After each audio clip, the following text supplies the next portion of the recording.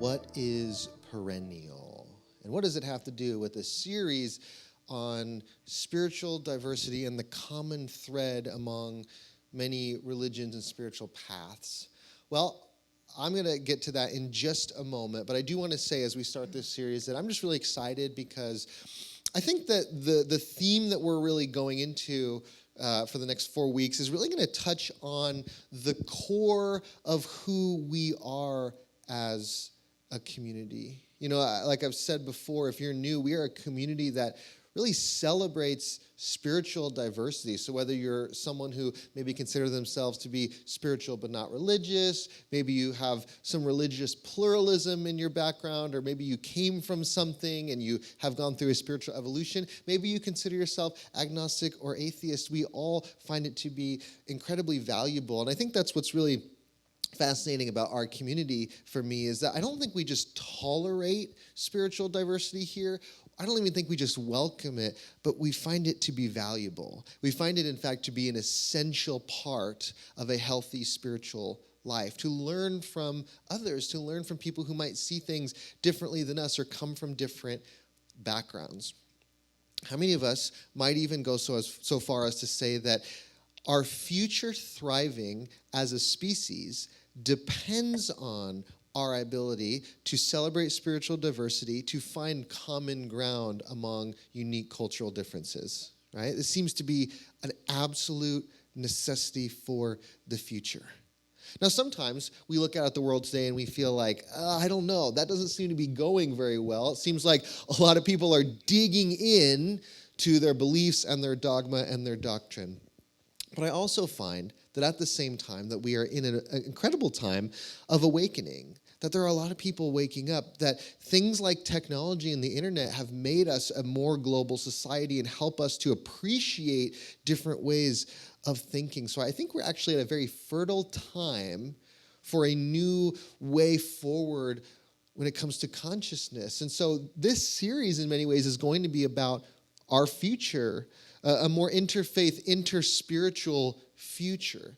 But in order to get there, I think we need to go to the past for a bit to explore the reality that the seeds of this sort of spiritual diversity have actually been with us for a very, very long time. There's an ancient Hindu scripture that comes to us sometime between 1500 and 1200 BC. It's called the Veda, and it says this: truth, in some translations, reality. It says, truth is one. The wise speak of it in many ways.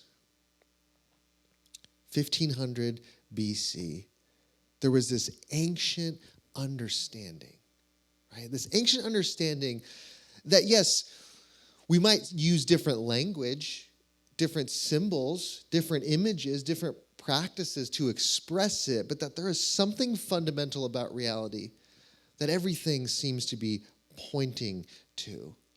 And maybe for as many people as there are on the planet, there are that many different ways to approach the divine because we are all unique.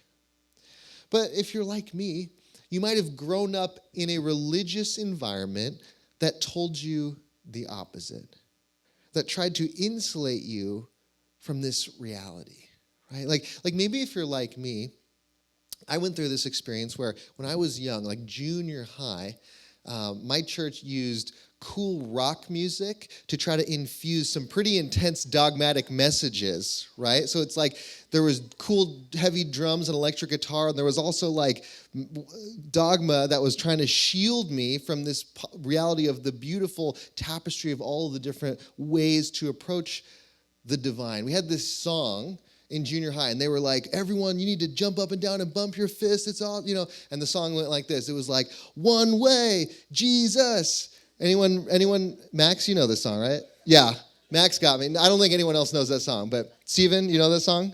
No? Okay.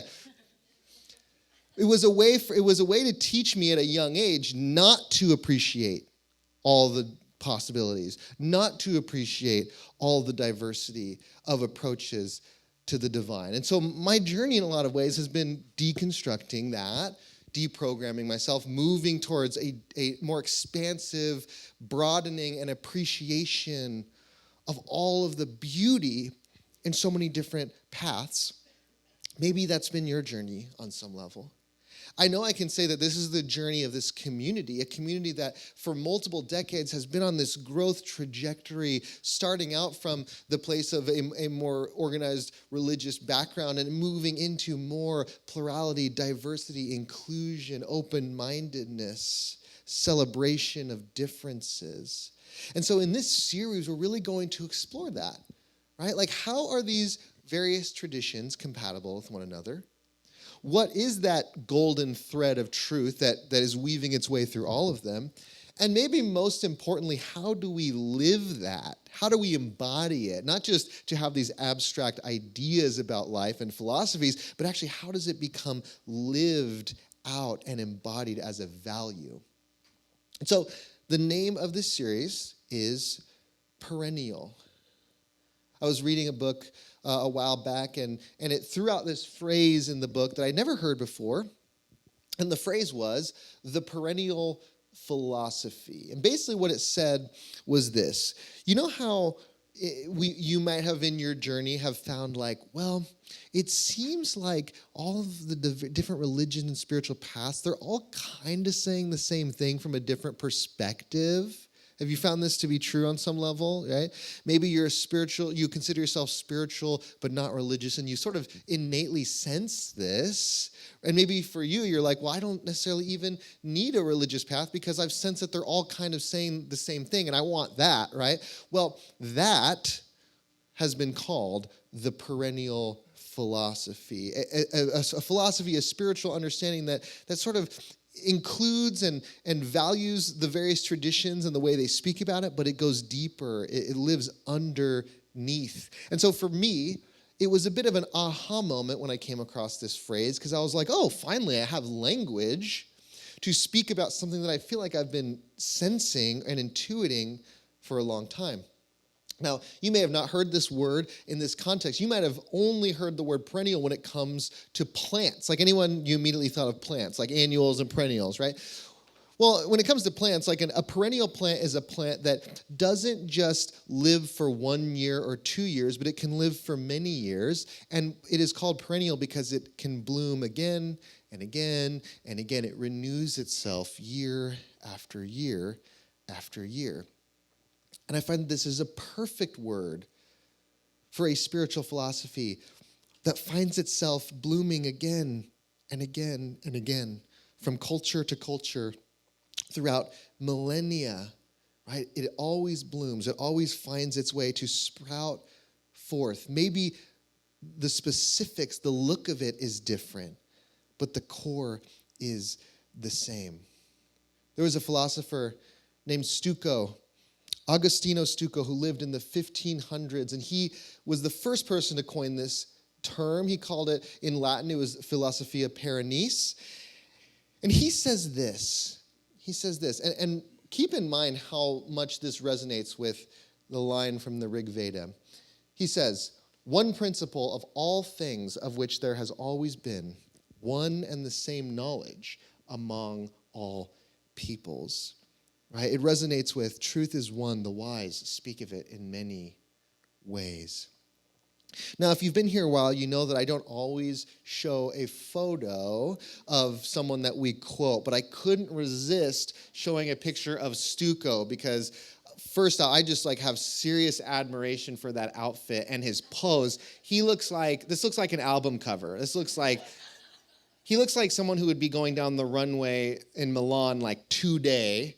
This looks like an outfit that, look, if any of you wanted to buy this outfit for me, I would be so grateful. I would wear it on stage. It's very cool. My generation, we call this swag or drip. You learned something new today. If you learn nothing else, you learn that. But he and the Rig Veda resonate of this idea that truth is not exclusive to one religion or one path or one teacher, that it belongs to everyone. It's an incredibly progressive and forward-thinking idea for the 1500s, right? Maybe the metaphors for how this truth is expressed. Maybe the images, the stories, the language, the practices are unique. But that core truth, that perennial philosophy will always find a way of renewing itself. There's another philosopher who came about a century later. His name was Leibniz. He continued Stucco's work. He continued the idea of the perennial philosophy. And of course, I'm also going to show you what he looked like because he also had swag. If anyone wants to buy me that robe and the hair, I would, or maybe you can just show me how to, once my hair gets long enough, you can just show me how to do it that way. But Leibniz, who lived in the 1600s, he said this: the essential truths of philosophy, let's even just say for today, spirituality, right? Let's say the essential truths of spirituality have always been and will always be in the world. They have always been and will always be. I think what Stucco is saying, what Leibniz is saying, what the Rig Veda is saying is that the deepest truths about what it means to be here, they are not invented by us, but we discover them. We come across them. We find language for them. I find this to be true of all these different aspects of human life. Like math is one of those things where we actually, we didn't invent math, right? We discovered math. Does that make sense? Like math has always been woven into the fabric of reality. So we just came along and we gave form and language and understanding to a principle that already existed. The same with physics. Even art, I sometimes think of in this way because, we didn't invent sound. We didn't invent color. There are only so many colors on the spectrum. There are only so many sounds that can be created. We just figured out how to harness them and to work with them and to rearrange them. And so there's something about reality where there are these things woven into the fabric of reality, and we come along and we discover them. And I think this is true of spirituality. I think spirituality is something where it is baked into reality, that there are aspects of what it means to be human, love, grief, death, recognizing ourselves as seemingly finite beings in an infinite universe. It just boggles the mind. And these are things that we will always and have always contemplated, right? And they've led us to these understandings that are universal across time, space. And so I think what this reality takes us to is this recognition that our traditions, our paths, our religions, our frameworks, we can appreciate them. We can appreciate them for what they are, for what they gave us, how they gave us a window into something that we might not have already seen. But we also recognize that they are not the be-all, end-all. They point to something deeper. There's a great parable that I think explores this idea that any perspective of the truth might have some validity to it, but it cannot give the whole picture. You might have heard this story before. It's the story of the 4 blind men and the elephant, right? And as it sounds, 4 blind men come across an elephant in the jungle, and one of them says, they're all trying to describe it to one another. So one of them finds its tail, and it says, well, I think what we have here is a rope. And the next one comes across its tusks, and it says, well, I think it's actually a spear. And another one comes across its trunk and says, I think what we have here is a snake. The 4th one finds its big flappy ears and says, I think this is some kind of fan. And the reality is they're all talking about the same thing, but they're all only able to describe it from their limited point of view, because what the elephant is transcends yet includes all of their descriptions. And in the same way, friends, the ultimate reality of life, of the universe, it transcends, yet includes the things we may try to say about it through our various spiritual or religious traditions. I'll give another example. Let's modernize this story, okay? Let's imagine that these blind men are walking around in downtown Tucson, okay? And they come across something very mysterious. They come across a pane of glass, and they're like, what is this? Is this maybe this is a house, right? And then another one is like, well, no. There's these huge monster truck tires. Maybe this is a monster truck or some kind of semi. And then finally another one finds an incredibly sharp edge and says, no, this is some kind of instrument of death, right? This is dangerous. It has a dangerous sharp edge. And they all agree. They're like, whatever this is the most oddly designed thing I can ever imagine. And it turns out, yeah, they were right. Thank you so much. No. Friends, our perspectives, they add to the overall picture, but they can't complete it. Houston Smith said, no one religion is true in the sense that it exhausts truth. Raimon Panikkar, no religion is the whole of truth. Each is a window onto it.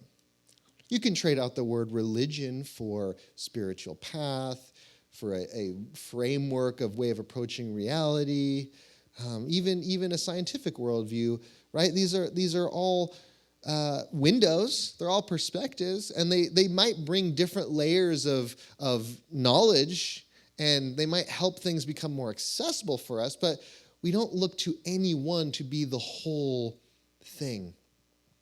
So if we're going to talk about the perennial philosophy, right, we don't really want to define it in the sense that we couldn't, right? It's beyond any way that we could label it, anything that we could actually try to categorize or define it. But maybe we can start to at least talk about what some of these common themes are, what this golden thread that has woven itself through these different traditions. Maybe we can talk about the themes that show up again and again and again, so we can start to live them. We can start to practice them however they show up for you. So I'm going to give a bit of a list. This isn't the list. It's not an exhaustive list. And I encourage you to ask yourself what you might add to the list.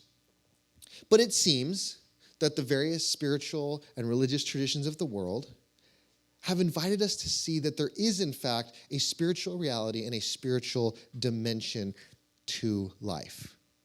Now, you can call this what you want. You can call it God or the universe, spirit, source. You can see nature.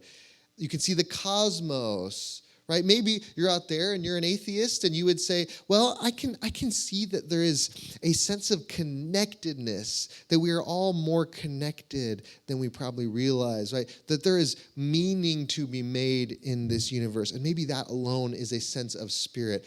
I think anything that we see as greater than ourselves, and yet we are also a part of and included within, can be a spiritual reality. And the indigenous who walked these lands before us, they didn't even see a divide between spiritual and non-spiritual. They saw everything as spiritual. So maybe we can take a cue from that and recognize that, yes, there is a golden thread, there is a perennial wisdom that, yes, there is some kind of spiritual dimension to life, and that spiritual dimension is found within. It is not just outside of us. It is not just in the land all around us and all the beautiful creatures, and it is not in the people that we love, but it's also inside. It is an internal reality. It's something we can experience within our own hearts. Jesus said, the kingdom of heaven is within, which is so powerful for those of us who are told again and again that you're looking for something outside of yourself to complete you, but it's within you. A scientific worldview might say that the very same components and elements of the stars and the cosmos and the nebulas, they are within your body, right? So on some level, from various perspectives, we can recognize that we are not separate from this greater reality, this universe. But we do often buy into a belief that we are separate. We often buy into a duality. Society gets us to grab a hold of this illusion. And it's an illusion that many of the great wisdom traditions warn us about. They warn us that we will get caught up in feeling separated from one another. We will get caught up in the duality. In the East, they call it Maya, or the veil of Maya, this blinder that we get put under so that we can't see that we are actually interconnected. And when we don't see that, when we've lost that awareness, that's where things like war can thrive. Things like disparity, things like incredible systemic inequality. Those can thrive in a world of illusion where we buy into our disconnectedness. It's a world where colonizers showed up to this continent and they asked, who owns this land? And the native people said, how could you talk about owning the land? How could you own Mother Nature? Right? It's a clue to the fact that we have bought into an illusory world. But the great spiritual traditions, they promise us that there is a way out of this illusion. And there is a state that we can reach beyond that illusion, a state of awareness. Right? In the East, it's called enlightenment. Filled with light, filled with clarity. Maybe in the West, you've heard of it as salvation. And we ask, what are we being saved from? What are we being saved for? Maybe it's being saved from the illusion that I am not loved, that I do not belong to the universe. The Lakota people have a phrase, mitakuye oyasin, which roughly translates to all my relations. And it is a deep awareness that we are all connected so deeply to one another, to the land, to the more than human creatures that surround us, to generations behind us, generations ahead of us.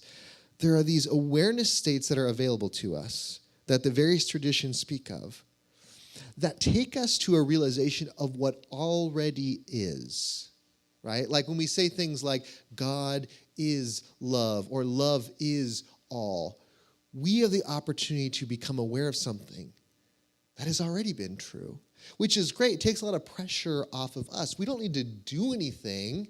We just simply need to become aware that we are already loved, that we already belong. And so the awareness is there waiting for us, but it can be so hard, right? And if you're like me, you're like, I wish I could spend more time in that awareness, but we live in that world of duality. We live in that world of illusion, and it has a pull on us. But so many of the great spiritual traditions, they offer us some tools to find our way back to that state of awareness. They offer us practices, things that help us get into that state.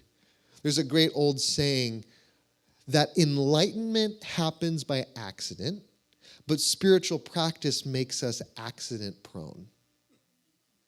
So when we meditate, when we go out in nature, when we do internal work, such as through therapy, when we heal our bodies, when we connect to our loved ones, right? When we engage in our spiritual practices, we are making ourselves accident prone to experience that deep awareness, right? Because when we engage in these practices, right? And maybe it's showing up here into this community where you can experience a communal practice of finding love and belonging and acceptance, right? There's moments of stillness, there's moments of reflection, and maybe coming and practicing here offers us the opportunity to recognize that there is a spiritual reality to life, right? And this practice leads us back to our own internal state, right? That spiritual reality is within.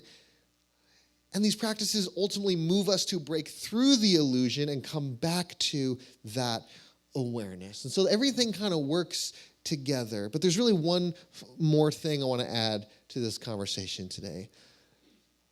And I think it's perhaps the most important aspect of the perennial philosophy, and it's really what's covered in the golden rule. It's this sense of compassion, the importance of compassion and how that shows up in all of the great wisdom traditions.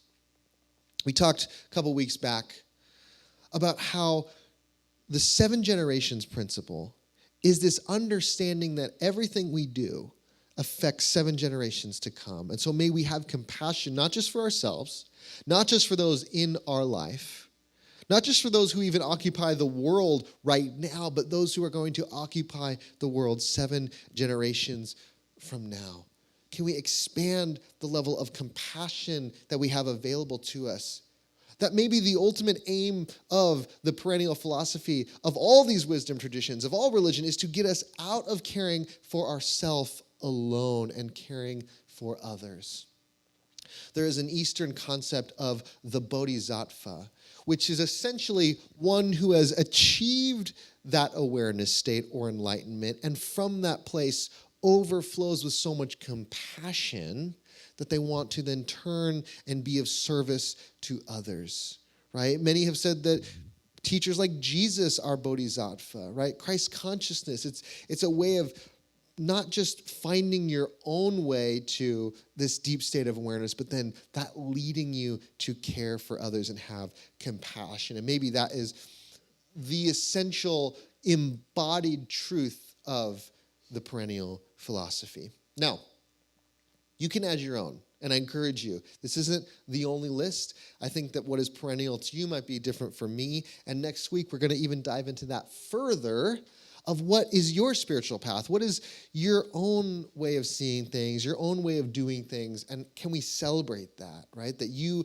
are going to be unlike anyone else in how you connect to that which is deeper and divine and core. But what I find to be really interesting about all this is that we're talking about these universal concepts. And the reality is it can sometimes be hard to connect to a universal concept because you and I are not necessarily universal beings. We are of a time and of a space, meaning the particulars matter, right? The particulars give a humanity and a color and a texture to our experience. So the things that you connect to, the stories that mean so much to you, the prayers, the practices, those matter because we live in a time and a place. We are not universal. We are not everywhere all at once. And so we need story. We need metaphor. I think this is why Jesus spoke primarily in parables and in metaphors, right? He of course used stories and concepts that were familiar to his people or the people that he was speaking to. So a lot of his stories were about agriculture and fishing in a time where most people, that's what they did for a living, right? We don't necessarily have that same connection to those ideas. If Jesus was around today, maybe he would have talked a lot more about Uber Eats, right? He might have said, like, patience is waiting for your Uber Eats driver, although you can clearly see they're going the wrong way, right?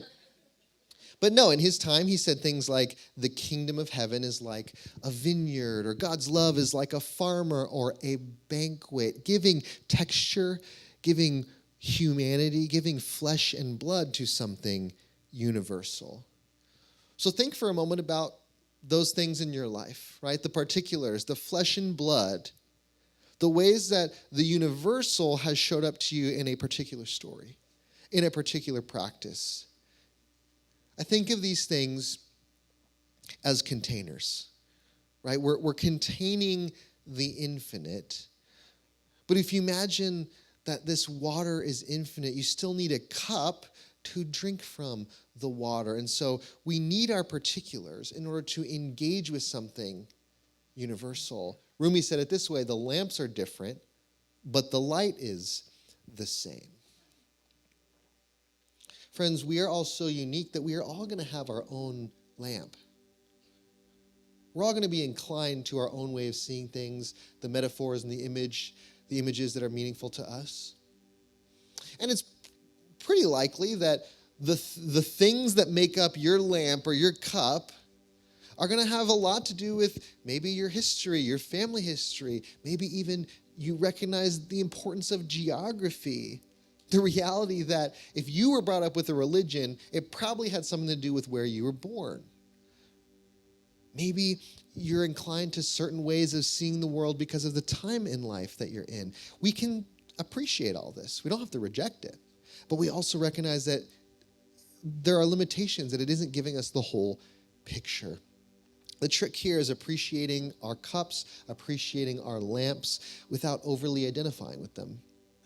Recognizing that our particulars are great, but they don't need to be someone else's, right? We don't universalize it for everyone.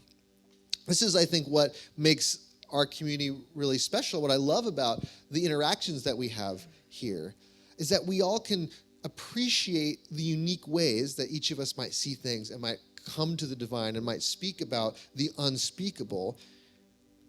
And yet we still place values at the top. We call ourselves a values-based community because values, I think, they go deeper than just beliefs. They are lived and embodied in a more direct way than simply beliefs, right? What we believe might be like a cup or a lamp, but how we live, that's the water. That's the light. And so the invitation today and the invitation throughout this series is this: appreciate your spiritual path. Appreciate the traditions that have been meaningful to you. Leave behind what hasn't.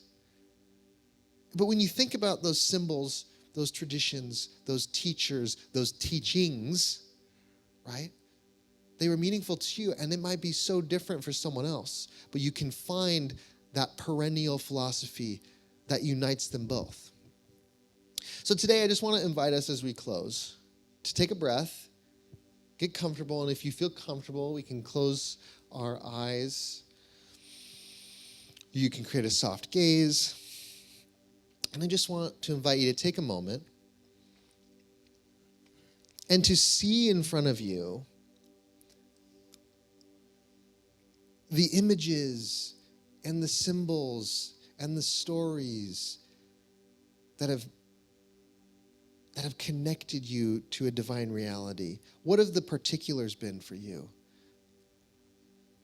What has the flesh and blood been for you? What has given texture to something universal in your life?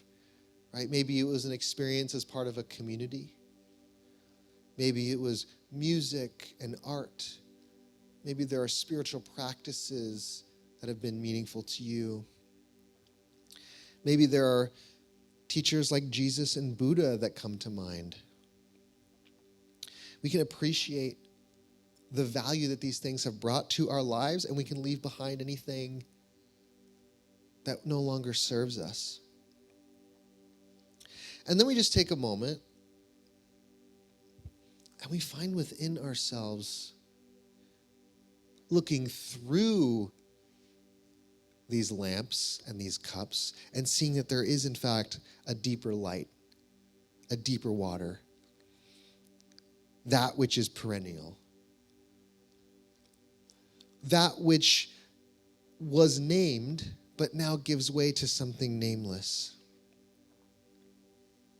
That which is universal, that blooms again and again and again throughout time and space. And that thing, however you would conceive of it and describe it, it found you in a way that is uniquely you. So perhaps just take a moment for some gratitude towards whatever you would like to call it, but that thing that we might think of as spirit, that you have found your way to it, that it has found its way to you in whatever your path has been. And so there's gratitude for the path, gratitude for the ups and downs, gratitude for the things that you were once told to believe in that you rejected in order to have a bigger view of the divine. And with gratitude for all of it, we just take one more breath in and out. And when you feel comfortable, we can open our eyes.